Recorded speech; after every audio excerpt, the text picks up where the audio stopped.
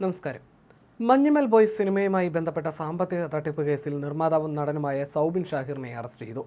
Babu Shahir, Sean Antony എന്നിവരുടെയും arrest രേഖപ്പെടുത്തി. രണ്ടാം ദിനത്തിലെ ചോദ്യം ചെയ്യലിന് പിന്നാലെയാണ് മരട് പോലീസിന്റെ നടപടിക്രമങ്ങളുടെ ഭാഗമായിട്ട് മാത്രമാണ് അറസ്റ്റ് രേഖപ്പെടുത്തിയത്. 3 പേരെയും ജാമ്യത്തിൽ വിട്ടയക്കും. ഹൈക്കോടതി നേരത്തെ പ്രതികൾക്ക് മുൻകൂർ ജാമ്യം അനുവദിച്ചിരുന്നു. പറവ ഫിലിംസ് പാർട്ട്ണർമാരായ സൗബിൻ ഷാഹിർ, അച്ഛൻ ബാബു ഷാഹിർ, ഷോൺ ആന്റണി എന്നിവർക്കെതിരായിട്ടുള്ള വിവരങ്ങളെല്ലാം നേരത്തെ പുറത്തു വന്നിരുന്നു. മാധ്യമങ്ങളോട് കൃത്യമായി പ്രതികരിക്കാത്ത സൗബിൻ ഷാഹിറിനെതിരെയുള്ള പഴയ വാർത്തകളെല്ലാം സംശയനിഴലിൽ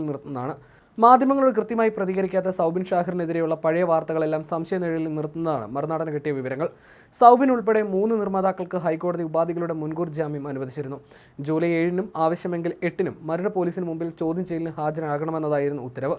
അറസ്റ്റ് ചെയ്താൽ ജാമ്യത്തിൽ വിട്ടയക്കണമെന്നും നിർദ്ദേശിച്ചിരുന്നു. ഇതും പ്രകാരമാണ് ഇപ്പോൾ അറസ്റ്റ് രേഖപ്പെടുത്തിയതിനു ശേഷം വിട്ടയക്കാൻ തീരുമാനിച്ചത്.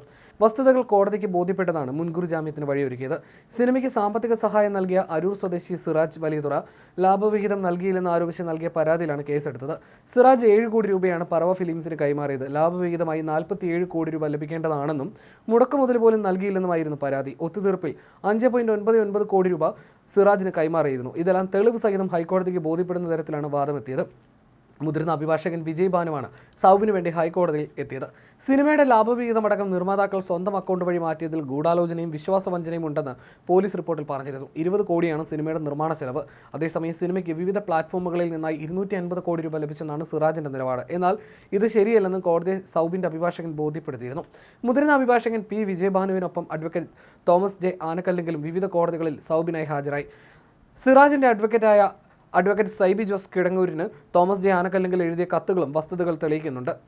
ആർബിട്രേഷനുമായി സിറാജ് സഹകരിച്ചതിന് തെളിവാണിതെല്ലാം. സിറാജ് വലിയതുറ നൽകിയ പരാതിയിൽ ക്രിമിനൽ ഗൂഢാലോചന, വിശ്വാസവഞ്ചന, വ്യാജരേഖ ചമക്കൽ എന്നീ വകുപ്പുകൾ ചുമത്തിയാണ് കേസെടുത്തത്. എന്നാൽ ഇതൊന്നും ഈ കേസിൽ നിലനിൽക്കുന്നില്ല എന്നതാണ് സൂചന.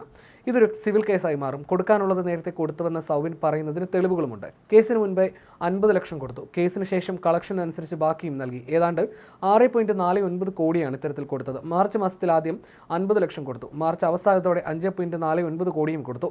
കോറൽ എക്സീം സീ ഫുഡിന്റെ അക്കൗണ്ടിലേക്കാണ് ആദ്യം 50 ലക്ഷം നൽകിയത്. ഇതേ അക്കൗണ്ടിലേക്കാണ് 3-ാം തവണ 5.49 കോടി നൽകിയത്. ഇതിനിടെ 50 ലക്ഷം പരാതിക്കാരൻ്റെ SH മറൈൻ എക്സീം എന്ന കമ്പനിയുടെ അക്കൗണ്ടിലേക്കാണ് കൈമാറിയത്. അതായത് മുടക്കിയ പണമെല്ലാം കൊടുത്തു.